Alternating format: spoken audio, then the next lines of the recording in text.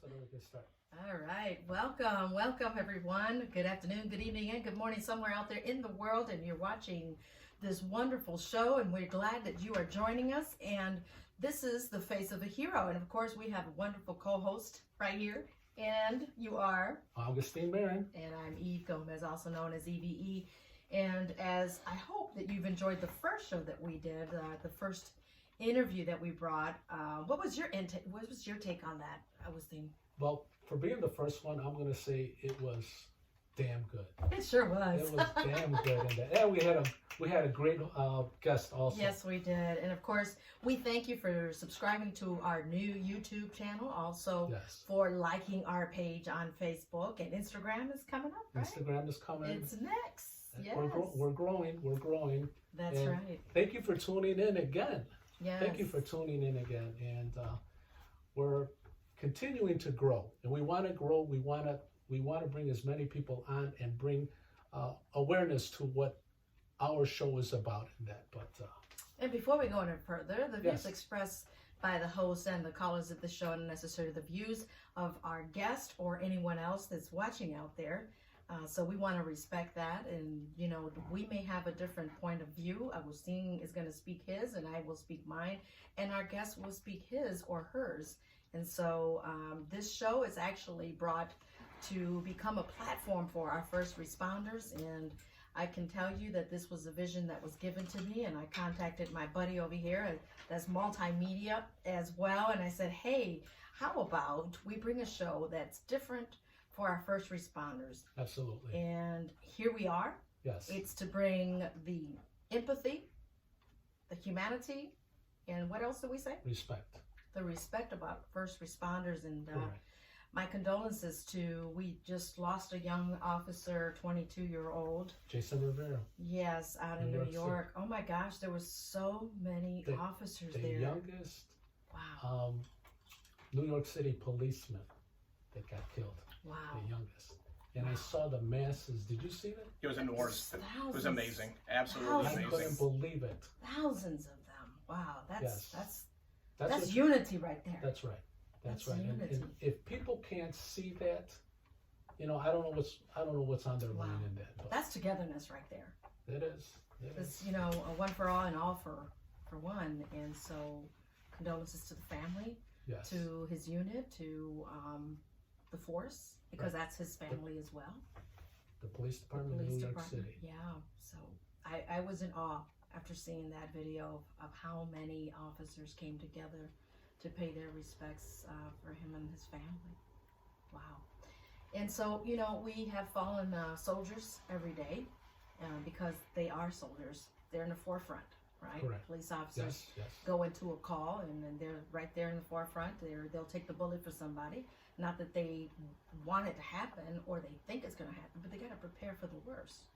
And so we're here to bring people of all walks of life that are first responders, not necessarily police officers, but just happen to be the first guest, and the second guest will be coming up shortly here with us. As you can see, he's sitting here Yes. in between us here, and they happen to be officers, but that's not the only first responders of the type of responders we're bringing on. What other type of responders are we bringing on? We will be bringing firemen, EMTs, emergency room personnel, and 911 operators, and Minutemen, the ones that travel the highway, because they see some things. But Right, Anyway.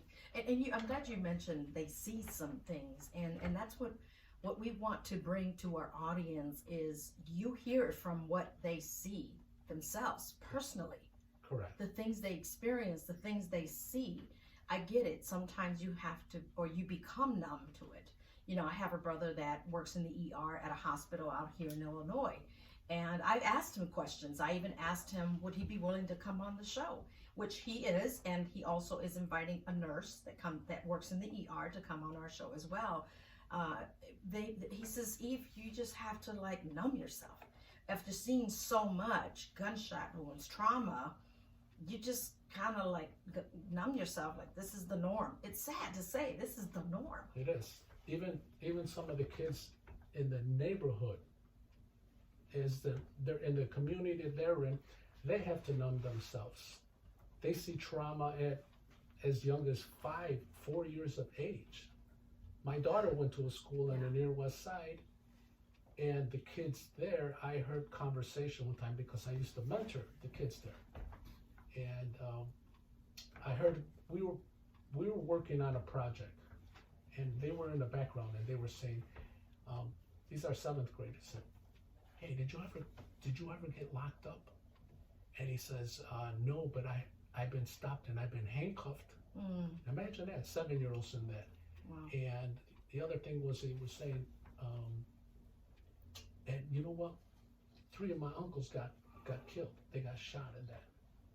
And for them to experience, and I know you're talking 7th graders, their uncles had to be in their 20s.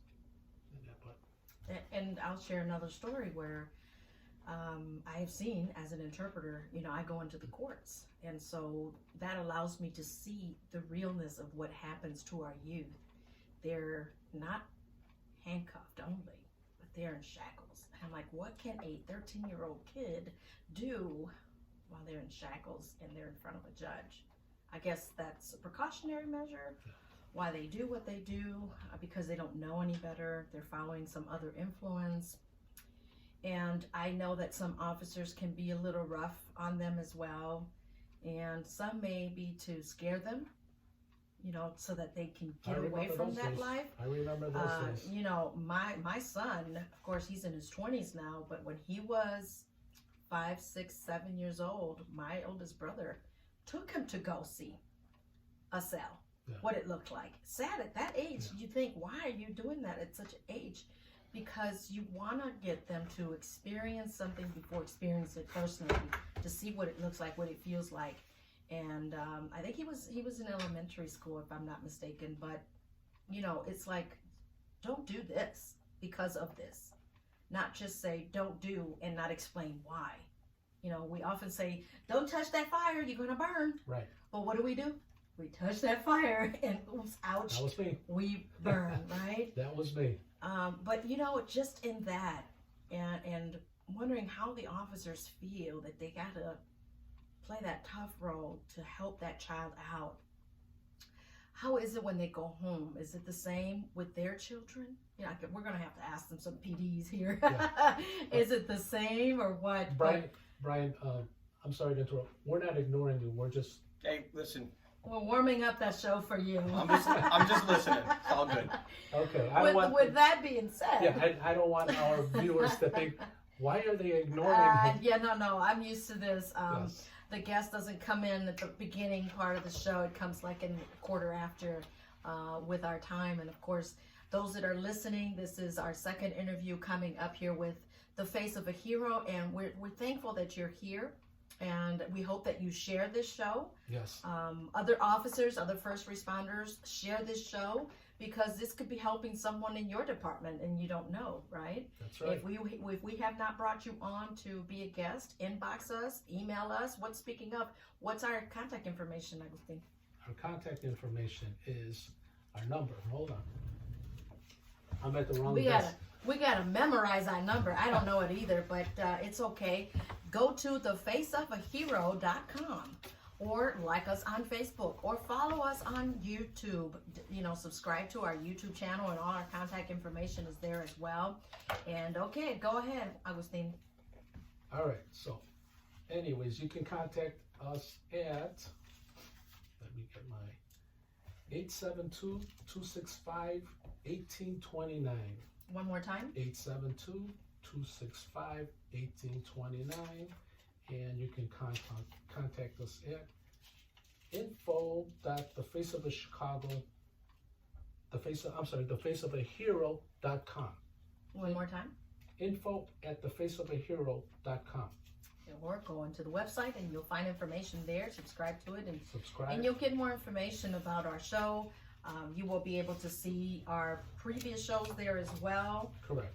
The gallery.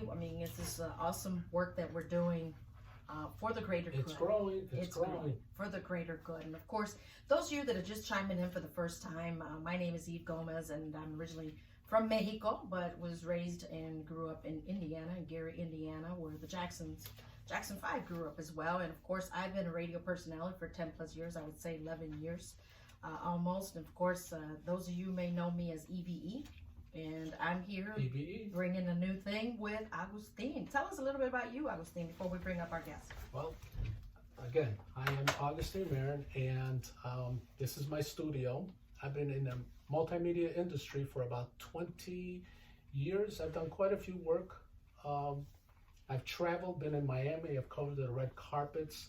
People used to say, "Oh, I want your job," because I would go down to Miami and shoot the red carpets. At least 4 to 6 times a year, I go to Miami. When people Nice. tell me, "Oh, I want to go to Miami," I'm like, "Oh my God, I'm tired of Miami." Never. Anyways, I've done quite a bit. And you will learn more and more about me as time goes on. And again, I'm here, and this is what I'm all about. And anyways, let's move on. I want And to on meet, that I wanna note, meet, I want to meet our let's guests. I want to meet, meet our and we guests. thank him for waiting patiently. Yes. Not a problem. And we have Brian L. Bardsley Jr. Did I say that correct? You sure did. All right. Well, he's a Chicago police officer. He's in the SWAT team as well. Sergeant, medic, company I-178 Infantry, and Illinois Army National Guard. Wow. Well, I want to thank you for serving. Thank you for your First and support. foremost, Thank you. Thank you for your Yes, service and all that you've done in these years. Go ahead, Agustin. So, Brian, you've been on the police force for how long? 18 years. 18 years. All right. And I'm looking at you came from a Marine, Semper Fi. It's up for 5. Thank you. Thank you for serving. I came from a military background myself, and father, brother, nephews, and I mean, it just ran in our family in that everybody wanted to join different things in that. And but tell us a little bit about yourself. So again, my name is Brian Bardsley. I am currently the medical team leader for the Chicago Police SWAT team. And in the interest of transparency, I'm not what they refer to as a SWAT operator. You'll never see me breaching a door or going through a room and doing all the clearing sort of stuff. My role is a support role. I like it. I'm very comfortable with it. I feel like I'm good at it. But just to make absolutely clear, when people say you're on the SWAT team, You're on a SWAT team. I'm attached to the SWAT team. Although I'll tell you, most of the time it's a lot more exciting than it sounds a lot rather more. Let me say this again. It sounds a lot more exciting than it really is most of the time. It definitely has its moments, but I like that a whole big bunch. Started out my adult life in the Marine Corps, 88 to 1994. I enlisted my junior year in high school. I knew I wanted to go in the military. Oh, wow. I kind of wanted to be a fighter pilot. I wanted to drive planes for a living, but my eyesight just wasn't good enough. They were very restrictive back then. That And happens. frankly, I probably wouldn't have made it through college anyway, given my level of maturation at that time. So went in and did that, standard grunt pretty much for 6 years. I signed up for a 6-year contract. Thought I was going to want to stay in the Marine Corps for my whole career, and that changed fairly quickly. Desert Storm happened on my watch, and then so did Somalia. But I kind of had, for a time that was so tumultuous for the military, I kind of missed a lot of that sort of stuff just because of unit rotation, things along those lines. Got out in 1994, moved to Chicago. Did they try and keep you in and say, "Hey, Brian, we're gonna They keep you-" absolutely Re-enlist did again. not. This is post Cold War. We had Really? just defeated the Soviets. 1989, when I was in Okinawa, the Soviet Union fell. So they were actually reducing in force big time. They that's were right. not I vaguely remember that. interested in having us stay in. If I had wanted to stay in, I would have had to really fight for a spot, which was fine with me. By that point, I had kind of, scratched that itch. No, I was ready to go. I was ready to go out and get out.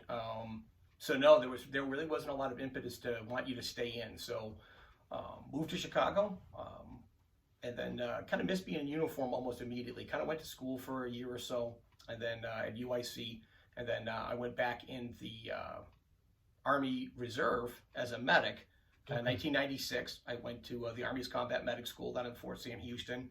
I kind of thought that would kind of help me be a police officer. I kind of always wanted to be a cop.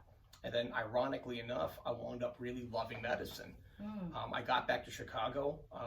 Part of the program, every medic that comes out of the Army's program now takes the Civilian National Registry for EMT. So you come out with a license that you can practice with on the civilian side, Okay. assuming you do some work. But when I was going in, it was a voluntary thing, and I had volunteered to do it. So I came back, I got reciprocity with my license to the Illinois Department of Public Health, And I started working on a private ambulance. Did that for a couple of years. Then in 1998, I went to paramedic school at the Loyola University Medical Center. Got a phenomenally good education there.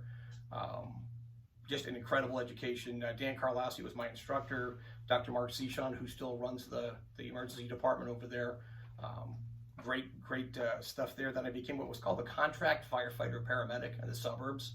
Some of the suburbs, there's less of them now, but they didn't want to put full-time union people on the ambulance, and a lot of the full-time union firefighters didn't want to be in the ambulance. They wanted to be smoke heaters. Right. Yeah. So I did that for a few years. Was affiliate faculty at Loyola University, helped them teach their paramedic program, did some preceptoring in the field, taught classes, things along those lines. And then in 2004, the Chicago Fire Department called me. I did a little less than a year on Ambulance 10. It was the third busiest ambulance in the United States of America the year I was on it, and it really kind of it broke my will to be a paramedic. I was done at that point. What community was that in? That was in Austin. That was the far west side. Austin. Yep. So Weston and Pulaski's where that ambulance is. It's Engine 95's house. They called it the Bone Crusher. It was a heavy ambulance. The reason why they call it the Bone Crusher? Yeah, it's the busiest. I mean, them and Ambulance 15 are always fighting about who's going to be the busiest. They're always racing each other. But if my understanding was right, Ambulance 10's been the busiest in the nation for like the last 2 or 3 years. What does the numbers? So you're looking at probably a super quiet day on that ambulance would be probably 15, 16 runs in a 24-hour period. And then on a busy one would be 32, 33 runs the first day. So I get there. One of the things you do as a firefighter or paramedic is you bring your linen with you because you have a bed and everything else. So I walk into my first day into Ambulance 10, and the medics in there, who are you? And I'm like, oh, I'm candidate fire paramedic Bardsley. I'm my freshly pressed, very clean uniform. I'm like, I'm the new candidate fire paramedic, and they look at my linen and they laugh. They're like, just go put that back in your car. I'm like, what do you mean? So I'm thinking at first, right? I'm thinking these guys are playing the rookie prank on me, right? So I go back to my car. I'm like, okay, all right, you win. I'll go put it back in my car. I come back, the tones drop, we catch a run. I come back 23 hours and 45 minutes later. Didn't even see the firehouse my first shift. Wow. Didn't even. What did that do to you, Ryan? So I sat in the parking lot in my car. So here's what I told myself. I said, hope springs eternal, right? So I go to my car and I'm like, you know what? It was just a bad day. Like, it was just a crazy first day. So I go home, whatever. Get my couple of days. For paramedics, it's a little different than firefighters. We get 3 days off, 1 day duty, 3 days off, 1 day duty. Whereas firefighters in Chicago, 1 on, 2 off. Exactly right. So they give you an extra day as a paramedic. So whatever. I'm like, okay, I go back the next day and it's just as bad.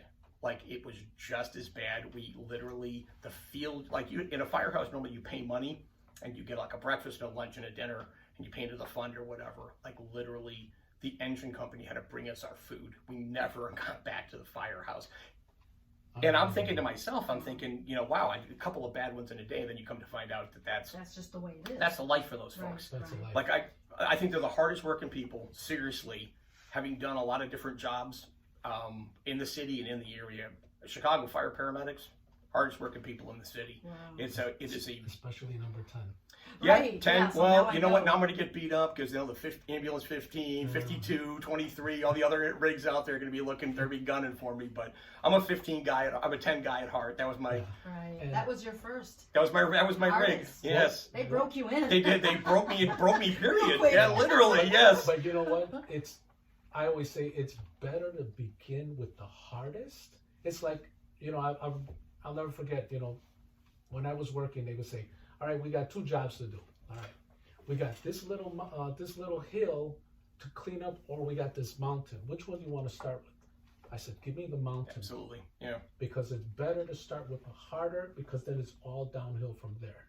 And what was the busiest hospital? Mount Sinai? So Mount Sinai or county were super busy, but I'll be honest with you, like, all the hospitals were busy. Yeah. It's just Sinai and county were super busy because they were the level 1 traumas. Now there's other ones. There's Northwestern, Illinois Masonic, Loyola. There's a few other ones, but UFC, exactly right. Although they just renewed their level 1 trauma center. For a while they weren't, and that was a big deal for the South Side. They had Christ, which is west, and then UFC was not. And now that they've upgraded, that's really given that community a lot better ability to deal with those kind of traumas rather than having to drive a long distance. But County and Sinai were just, they're kind of towards the west side, so they would they took the lion's share of a lot of the stuff that was out there. But all the hospitals were busy. ERs are crazy busy all the time. You don't, very rarely would you go into an ER and see an empty waiting room. And it's an empty one. Nowadays, we can't say there's an empty. We were looking for an empty now, an empty room or bed. Now, if you will, you talked about the departments, where you went, where you were working at, and let me take you back to your military years. You had to have gone to some type of trauma. I mean, it's not like we're born to see blood and all that. Did you experience any of that while you were in the military? Or your buddies, your partners got shut down, or what have you? So again, Desert Shield, exactly. Desert Shield, Desert Storm. We were off the coast most of the time. I was with a unit called the 5th MEB. So again, my Marine Corps time wasn't really indicative of that sort of thing. My time was Iraq. That's where I really. Well, tell us about that. You were doing. You were a medic at that time, right? So interestingly enough, this is going to be so interestingly enough, the way I decided to go back in. So from 96 to 99, I'm in the Army Reserve. I do my 3 years attached to an MP company in Rosemont. It's not the Rosemont. They got rid of that base and everything else. So I get out and I'm pretty much done at that point. I feel like I've done my bit. I'm not going to go back in again. And then of course September 11th happens, right? And then now we move into Iraq. And then ironically, as a probationary police officer, they put me, when I was assigned to the Air and Water Show, they tasked me with protecting the peace demonstrators that were out there. So I'm sitting there and there's a guy, this just slobby looking dude out there, and every time the fighters would fly overhead, he would say, "It's not so cool when they're bombing you. It's not so." So I'm literally spending all day listening to this guy talk, and I'm just getting madder and madder and madder.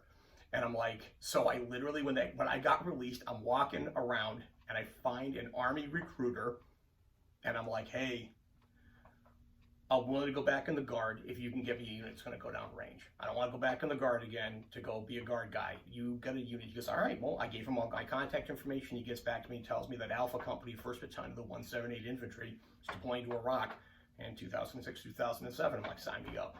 So I did what was called a Try-1 at the time.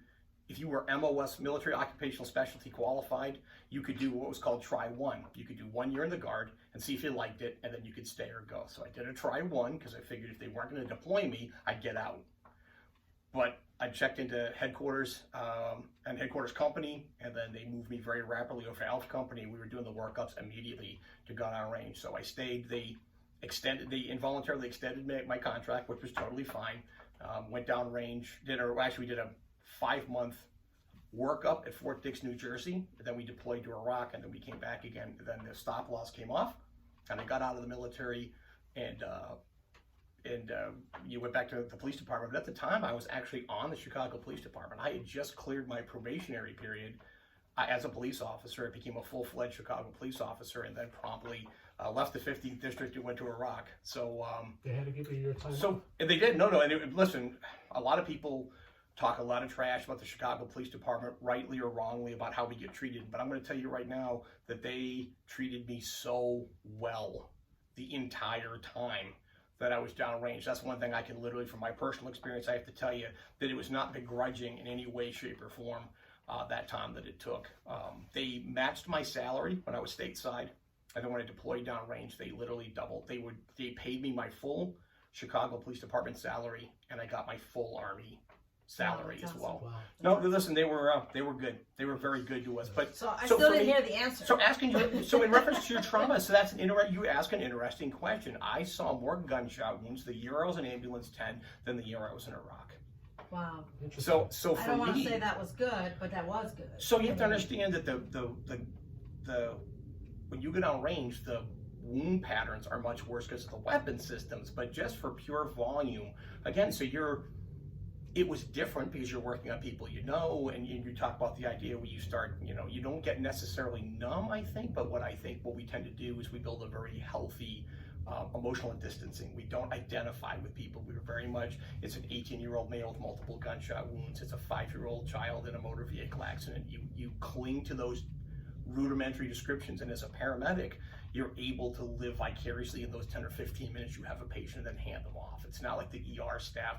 My wife's an emergency physician, ER, she's dual certified. Oh, we got to bring her on. She's dual certified. She'd probably come on and talk to you, I think, probably. She's dual certified. She got her, she went to Northwestern, so brilliant woman, except for her taste in men. She, oh my goodness. She's going to be watching this. Yeah. She went to undergrad and then she went to undergrad and medical school in 6 years at Northwestern. She did an accelerated program and then got her, she went to her residency for emergency medicine. She was a chief resident, and then she went down to Vanderbilt University and got fellowship trained in toxicology. So she holds two board certifications right now. Well, that's good, and congratulations. So for her, she's done that, yeah, she's remarkable, brilliant woman. But so the kind of thing, her life is different in that we drop somebody off and then we're gone.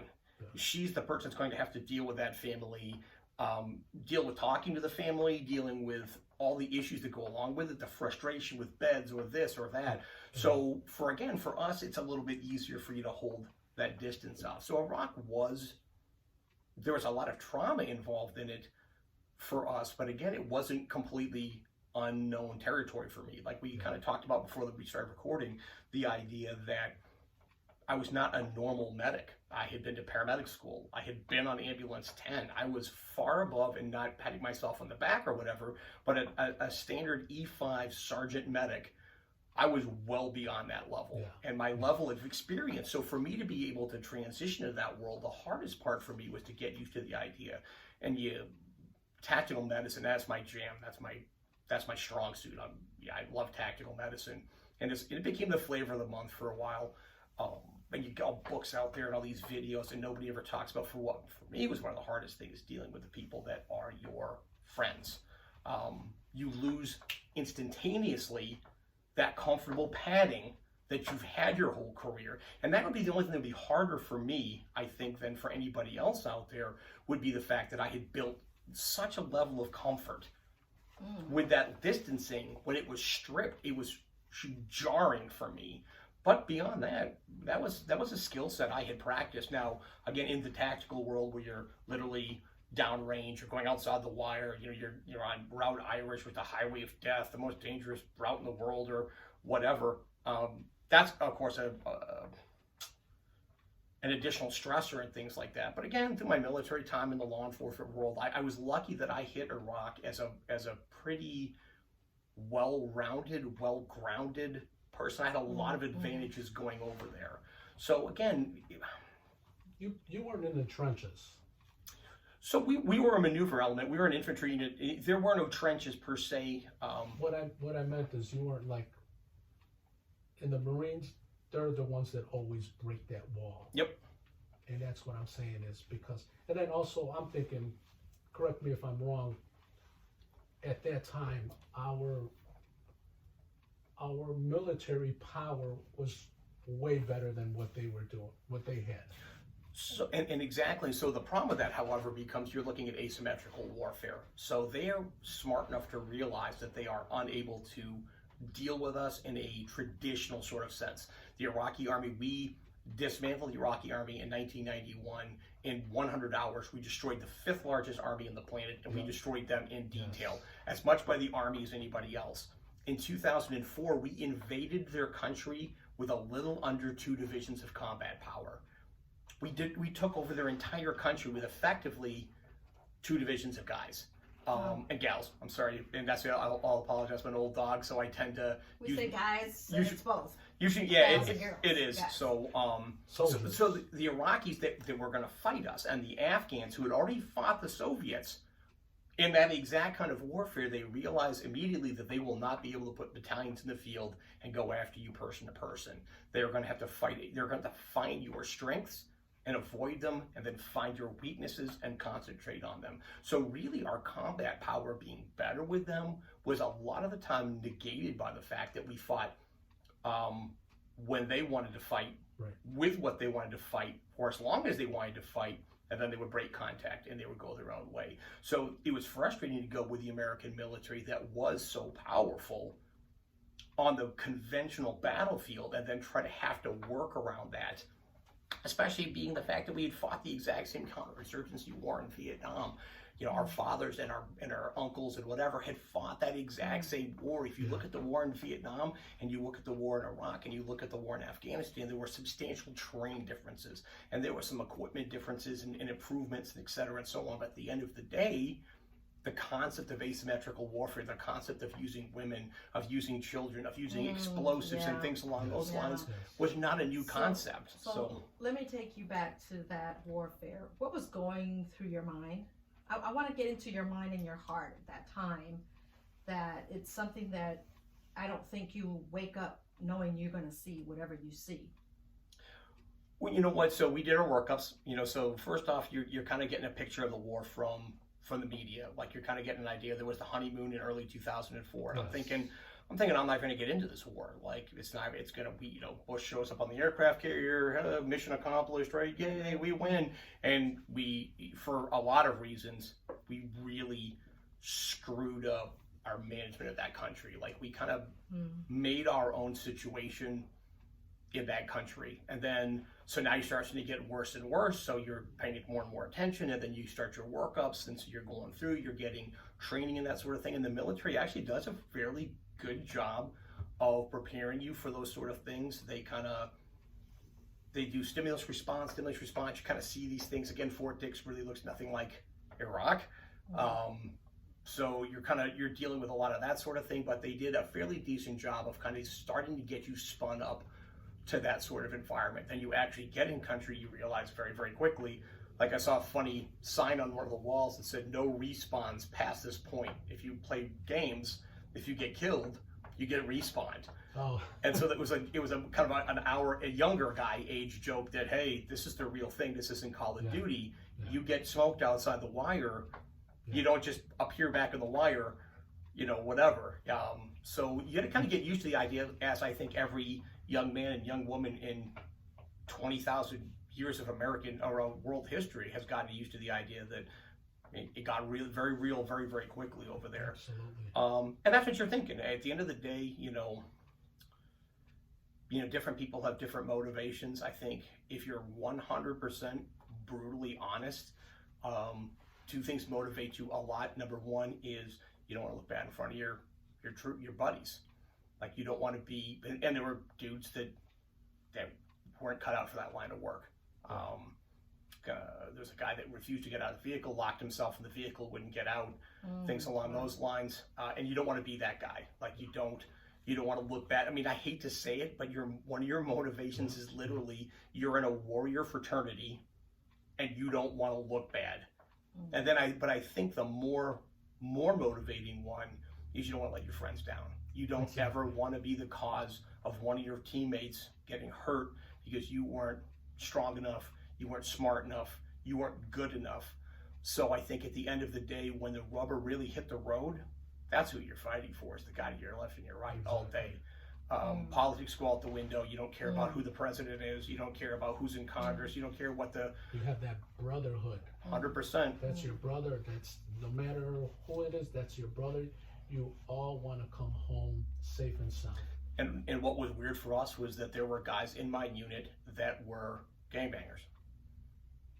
Had the ink, the whole shooting match. And there were a couple of cops in the unit. And let me tell you what, even inside the wire, but especially outside the wire, one of those guys would have come after me in a heartbeat. If I had been wounded laying in an open field of fire, that guy would have come after me without hesitation or pause, and vice versa. It was a great, a picture of what the world should be, where you were wearing the same flag on your shoulder, and it didn't matter. You just had each other's backs, and that's one of the things I tell people all the time. And it was from the movie Apocalypse Now. Oh, I remember that. Where Captain Willard says, I got home, I couldn't wait to get home, and I got home and all I could think of was going back. And in a lot of ways, and people think you had this horrible experience and whatever, and I think that's overplayed to a certain degree, but you'll never have that kind of experience in your life back home again. Like, I can't leave my wallet on a 7-Eleven counter, but in Iraq, I could trust people with my life. Unhesitatingly, immediately, and every day was the Super Bowl. Every day you went outside the wire, it was all in. You're talking about putting it all on the line every single time that you went out there. And let me tell you, it's a powerful experience that I think a lot of people come back home again, and you have to deal with the idea of telling your loved ones or not telling your loved ones that, man, I think about going back all the time. I knew a lot of guys that re-upped that went to different units or whatever else that were deployment junkies. They'd get back in the States for a month or two. That was my nephew. They'd find another deployment.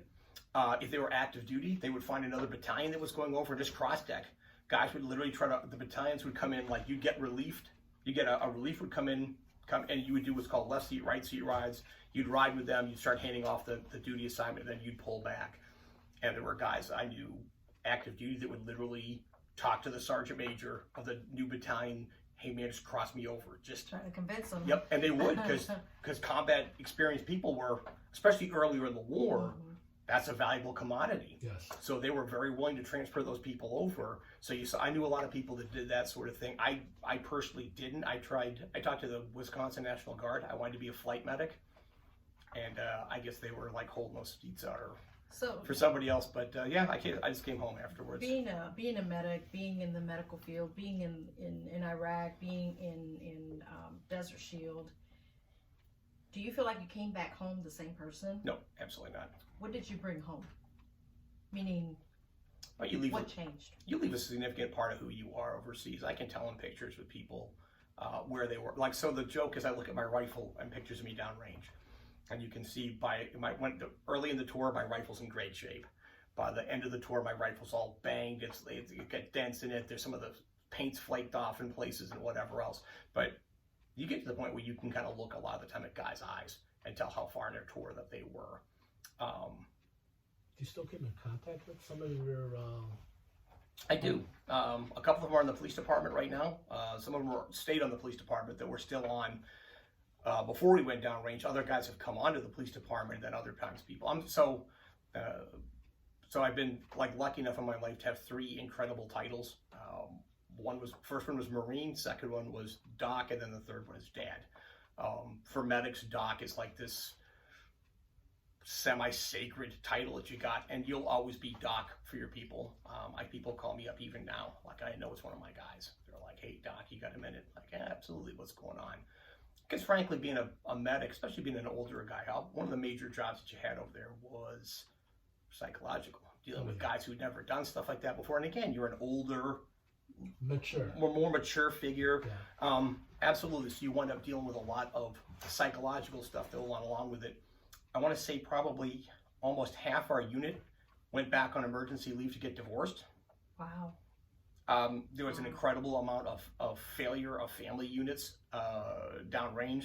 So again, and when you were in Vietnam, and then even more so in Korea or World War II, you didn't have contact with home. It was mail. Our guys could MySpace, to give you an idea, way back in the day, before Facebook and everything, MySpace or phone calls or whatever, your contact was immediate. So now guys are getting bad stuff, and their buddies are calling them. Oh, hey man, I saw your wife with some dude at the club last night. And here's the deal, that guy's my gunner. I need him to be on his game. Yeah, his mind can't be on anything else. You clear the wire, you better have your head in one place and one place only. So you're working with guys like that. You know, it was a difficult time in a lot of ways.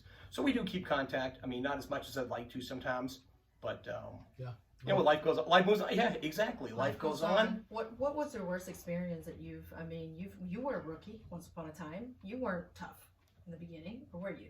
No. I don't think anybody was. I think some people are better at hiding it than other people, but... Thank you for saying that. We're not here for you or anybody to hide anything, because what we're wanting to do is help those that are out there not knowing what to do, how you did it, but keep it real. And you're just as human as anybody else. And that's the 100%. Thing is that it's like some of my neighbors, 3-5 years on the force. Your experience, they might be going through some things, and our show is trying to help some of these young, I'm going to call them newbies on the job. Yep. How are they? So let me back up. They'll watch the show. They'll hear you. They'll hear our guests. We had another guest on there. more mature, how to handle things. That's what we want to be. We want them because divorce rate, suicide, we don't want things to turn sour. There's enough things going out there already with the public. But then if it gets to them, we want to know how can you help them deal with it? Well, first of all, I want to hear what he had to go through Absolutely. to get to where he's at now. Because right now, you're not touching my heart. You're telling me about your military, but I know that there was something there that kind of like you said, when you were in the ambulance 10, it broke you.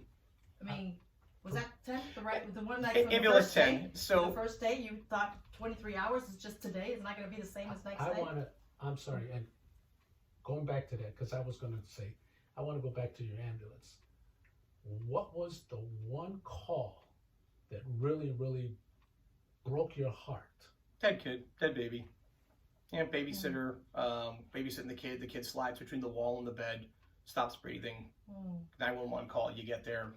And unfortunately, in the medical world, if you know, really, once especially an infant goes into cardiac arrest, your chance of getting them back is extremely limited. So, I mean, that's always what gets you the worst, are the, and I always had a soft spot for older folks as well. Although I try to totally act like I don't, but I did.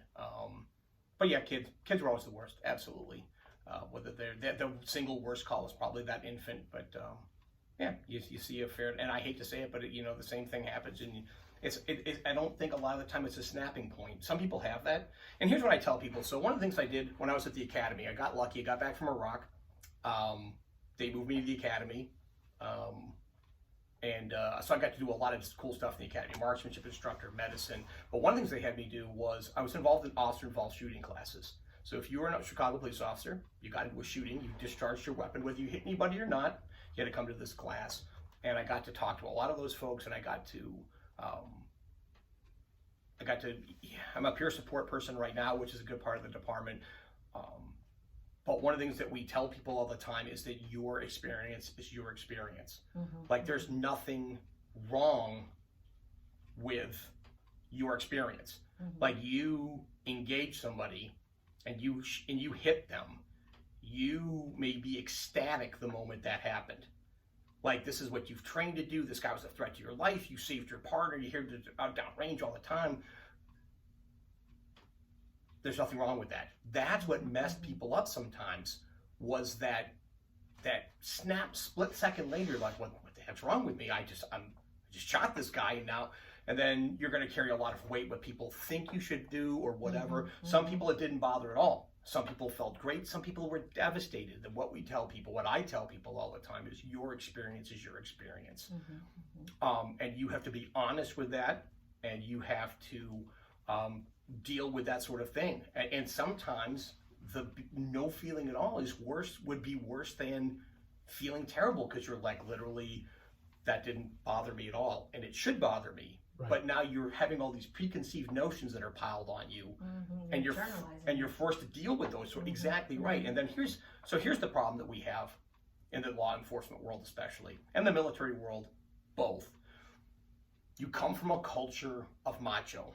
Whether you're male or female, you're trained to be this warrior figure. You're trained to, whatever, be part of the unit and this and that and the other thing. And then the law enforcement world is even worse. On an engine company, there's 3 other people or 4 other people on the engine company. You get up, you come to work in the morning, you sit at the coffee table, you drink your coffee, you go do your checks on the gear, you run your calls, you come back to the house, and you have immediate feedback with people. Like, holy cow, did you see that car? Did you see that accident? Did you see that kid in the back? Oh yeah, man, listen, I know, like, what being a cop is 100% different. You train them to be lone wolves.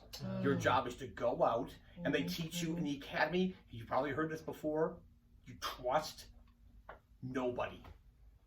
Right? Yes. In God we trust. Everybody else, show me your hands. You're trained to be this, I'm gonna go, and for that part of your career, that's not a bad mindset. I have to go out there, I have to be defensive, I have to keep my head on a swivel and everything else. But the problem with that now becomes, you go to roll call, you get your radio, maybe you have a partner, maybe you don't, and then you're off to the races. And some people have great experiences. They've been partners for 20 years. They can work with you, but then sometimes you're not with that person, or sometimes you don't have a regular partner. You're getting bounced around, things along those lines. So we've built an entire culture around this culture of self-sufficiency and iron will and discipline. And the problem with is then you now have nowhere to go. You've got all this stuff, you're internalizing all these issues, and maybe it doesn't bother you at all.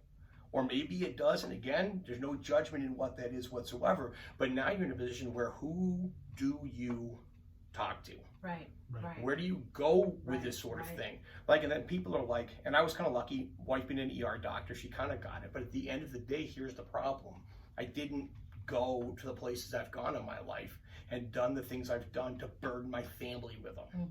You don't want to talk about that sort of stuff to them. So now you're stuck in this spot. You're stuck in this thing where this thing's eating at you, and now you start having, not everybody, right? This is one of those things where you don't want to paint everybody with the same brush at all, because a lot of people do just fine with it. Different people have different experiences. There are guys that were crap magnets, right? They were the dude who just, or the gal who always caught some hot stuff out there. Sometimes you were jealous, like, man, all the time getting guns, getting whatever, getting this, getting that. But sometimes, not such a good thing. So now you're out there and you're having these issues, and with that small percentage of people who are really starting problems with it, that's when you start you're not sleeping at night, right? So you come to work, you're tired, now you're more frustrated. Back when we had 6 and 2, 6 days on, 2 days off, that 6th day was savage. It was so hard to run through. So now, again, and this is where you're starting to have the thing where you've got no outlet, like you don't know who to talk to, and the culture used to be against that. Like literally, they would just give you a fifth of, here you go, kid, here's some whiskey. Tough it up. Tough it up, right? Go suck it up, kid, suck it up. And so the problem with that now becomes, we have to beat that culture, and we're getting better at it. We're getting better at it. But we need to come into a world where there's no shame. In any way, shape, or form about you finding somebody. Now, that's what we tell people is. We have peer support, which means I've gone to a class, and it's a good class. It's a 40-hour class. The department has made it to where if you tell me something in confidence, assuming that it's not criminal in nature, then I cannot be compelled to discuss that. Now, I'm also a paramedic on the team, and I'm licensed through the city, so now also I have HIPAA protection. And I've had people where they're like, hey, you talked to so-and-so, was it about? I can't tell you. I'm not telling you. So and by and large, it's very good. Because now they're more open to you to talk about it. Absolutely. And once people realize that you can be talked to safely. Thank you. So peer support's out there, but it's still a peer. So we've got EAP, our emergency assistance program. That's awesome too, but there's a lot of misconceptions. Oh, if you go to EAP, you're going to get stripped. You're going to lose you're going to do this. I've heard that. That's what I've been hearing. And I was like, well, that's why they keep it to themselves. And you know that's what? And a ticking time bomb in some cases. We're going to break that, and it's false. If you go into EAP and you say some of those magic words, hey, I got a gun in my desk drawer at home. I'm going to go home. I'm going to drink some whiskey, and I'm going to shoot myself in the head. You're going to get stripped. But at the end of the day, is that the better of two options? I would rather that you get stripped and then try to work your way back. But if you just walk in there and you're like, hey, listen, man, sometimes I just don't feel like getting up in the morning. They're going to talk to you and they're going to work with you. So a lot of that stuff out there about EAP is I think it's a residual of the old, we don't trust anybody. They're just trying to get you off the street. Right, they're trying to strip you. They're going to whatever. They're going to whatever. And we have to get away from that. But then there's other options out there. There's civilians out there that you can work with. Clergy. We always tell people whatever. That's why we're here. Whatever, right? Or just friends. Find somebody that you have to talk to. Because what we talk about is everybody's carrying a backpack. And you're throwing bricks in the backpack, bricks in the backpack. It gets heavy. And then at some point, maybe not for all of us, your time may never come. But there may come a day when you got one brick too many in your backpack. And now you got to figure out, and then somebody's got to help you unload that backpack. You can't drink that backpack smaller. You can't sheet that backpack smaller. You can't whatever it is that you're doing, you need somebody to help. And you gotta have no shame in it. I'm gonna tell you that in 2018, I hit a hard spot. I hit a bad spot, and I talked to a friend of mine who talked to somebody who had a counselor that he talked to, and I talked to that guy for 18 months. 18 months I talked to him. And listen, you know what? I'm not going to hang my head to anybody. I don't hang my, I've carried my weight in my life. I don't owe an explanation to anybody. It doesn't make me any less of a man or a police officer or a warrior or whatever else. And it was some of the smartest thing I did was to go talk to that guy. And for a while I didn't talk to people about it. Like I would never have done this. But at the end of the day, there is no shame in it whatsoever. As it should be. You need somebody, and I am better than I was. It makes me better at my job, better for my teammates, better for my community. But better for your family. Better for everybody. Yeah, Absolutely right. for you. Yeah. Right, exactly. And sometimes we're the last person we think about. But at the end of the day, the first. and if you right, so you're in an airplane, right, and the thing falls down. What do they tell you? You got to put your oxygen mask first, because if I can't help me, I can't help you. Help anybody else. That's So, right. but again, and then we get into that mode where we're so noble, so I have to do whatever. Proud. So We're like proud. Yeah, be that macho, that strong person.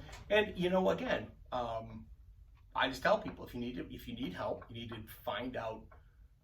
You need to find out what it is, who it is that you can talk to, and who you can go with. Whether it's EAP, again, your clergy or whatever. But then again, I also reiterate to people is don't feel like you're broken if you're not. Again, be true to your emotions. Believe in who you are and what you're feeling. Don't feel like you have to feel one way or another. There's nothing wrong with how you feel. There's no rights or wrongs in that. And if you need help navigating your way to that, then maybe that's what you need to do. But we talk about that all the time. And I'm glad you brought that up. And for those of you that are watching, this is The Face of a Hero, and we have a wonderful guest here, Brian L. Bardsley Jr., Chicago PD and SWAT team as well, and SWAT team medics. SWAT team medic. Yes. And so, not operator. Right? I'm so glad you brought that up because that's been a concern. I see men in blue on a personal level, and some of the things that they do, it shouldn't be happening, and that's because they are internalizing everything. So they go home, and that's where they pour it out in the worst ways. And I'm glad that you brought that up, that they can go to someone and not think they're going to be stripped, they're going to be taken off the street, off their squad car. But even if they did, you're saving yourself, your family, your marriage, or someone else that you may be triggered by something on a call, and because you've been internalizing it, I keep saying they're just as human. You're just as human as anybody else. Absolutely. You're bound to feel and then blow up or explode when your backpack has gotten so heavy, right? So what do we do? So I often say this on the radio as well, is I think that every person in the ER or get a psychological evaluation once a year, and not to say it's something bad, is to see where you are emotionally. Sometimes we think we're okay when we are really not, because all it takes is something to go wrong and it just triggers, and there goes that. We snapped.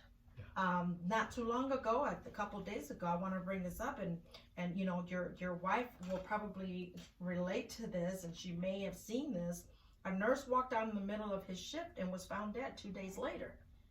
This incident struck a chord with healthcare workers who say they need better mental health resources. So we need better mental health resources for first responders, period. Right. With everything that's going on. Listen, we need better mental health, Period. Listen, and here's the problem with that, B. If you tried to have every Chicago police officer go for a yearly evaluation, first off, I'm not illegal. They're not going to do that.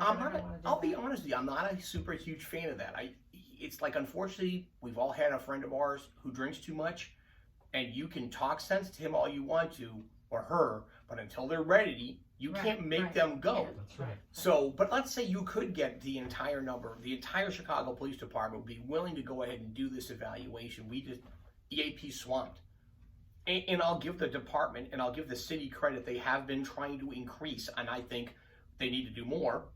Again, this is Brian Bardsley speaking. I don't speak for the department. I'll speak for the city, right? This is just my opinion. I wish we had more resources, but we can't the EAP folks are swamped as it is. We couldn't send people in for that. Right. Like it would, the system's already broken. And then, you talk about going on the ambulance, you see this mental health stuff all the time where we just foist this off on law enforcement. We foist it off on emergency medical services and frontline medical providers. They wind up cycling the same people through again and again and again. And as a society, we've just decided that that's okay. But at some point, we're gonna have to realize that, unless we're just going to keep paying that price, Right. then we're gonna figure something else out. Right. And I think that's a top to bottom, port to starboard, whole shoot match. I think you're looking at that we need to work on our mental health. Oh, for everyone. For hospital folks, for paramedics, for firefighters, for IDOT workers, for whoever. Yes. Right. I think because I think this is one of those things where an ounce of prevention is worth a pound of cure. I think if you can spend $1 here, that will save you 1,000 down here. Correct. But again, we have to make the decision as a society, whether that's something as narrow as the law enforcement, changing the culture there, or changing our thought process in general. Right. I think we have to come up with something. And you're absolutely correct in saying that it needs more. We need more resources altogether nationwide. Yep. This happens every day. You have doctors also committing suicide. And they should be the strongest, you would think, but they're human. Folks, this is why we're here to show you this officer is just as human as you. Right. And he's gone through his own struggles, his own challenges, his own demons. That probably you went home. Now, did you ever had a bad dream of something that you've experienced, whether it's through military or now through being in the medic? Oh, constantly. Every night. I tell people all the time. There's a book out there that was like, I can't remember the name of it was. It was like the five-word war. And like what they want you to do is come up with the idea of what would your 5 words be? Like you got to coalesce it down. And I said, and my 5 words are every night I go back. Not everyone gets to. Yes. No. Well, listen. So, and that's the other thing you tell people all the time is the idea that as much as life sucks, it sucks. I'm 51. You're still young. Right. But it doesn't feel that way sometimes. But it's getting old sucks. Well, the only thing worse than getting old is not getting the opportunity to do so. To do that, to The get mind up, always to tricks get on us. up. Exactly. Yep, absolutely. I try to get up every morning, and first thing I try to do every morning is just be grateful for what I have. And, That's right. and be grateful whether you choose to do that through religion or whether you choose it through spirituality or whatever else. I just try to get up in the morning and be like, listen, man, you know what? I'm warm, dry, and safe. Got food. My family's healthy. The amount of blessings I have in my life are just, it's eye-watering sometimes. And then how much we always want to look on the other side of the fence. I tell people, when down, and I know that action speaks louder than words, but I said, when you're down, it's not permanent. No. It's only a temporary thing. And I experienced a near-death situation recently, and for me, I'm blessed to be alive, and I'm grateful, and that's what gets me going during my day in that. But well, I tell people there was 2 moments in my life I was a dramatically different person, and I don't believe a lot of experiences in your life change you irrevocably immediately. Long-term things like that, but 2 moments in my life I was a completely different person. The first one was when I held my son for the first time. You look at me here this second, and then this second I'm a completely different person. And the second one I tell people is the first time you get shot at for real. And I don't mean like somebody shoots in your. I mean somebody you hear that round snap over your shoulder and you realize somebody put a front sight on you and pulled the trigger. You're never the same person after that again. But again, I think a lot of the time that being in the military or being a police officer or whatever gives you is that moment of clarity that you realize, holy crap, like I was 6 inches away from taking that round in the forehead. Wow. Or whatever it was. The brakes didn't work, whatever, the airplane emergency. But a lot of people live their whole lives and never have that moment of, wow, man, that could have been it right there. And to find out how the spouse, how your wife feels of, are you coming home? That's right. So I'm over there in 2006, 2007, and I'm not going to dive into politics. I don't like to do it, and Thank you. I just don't. But at the time, President Bush was the commander in chief.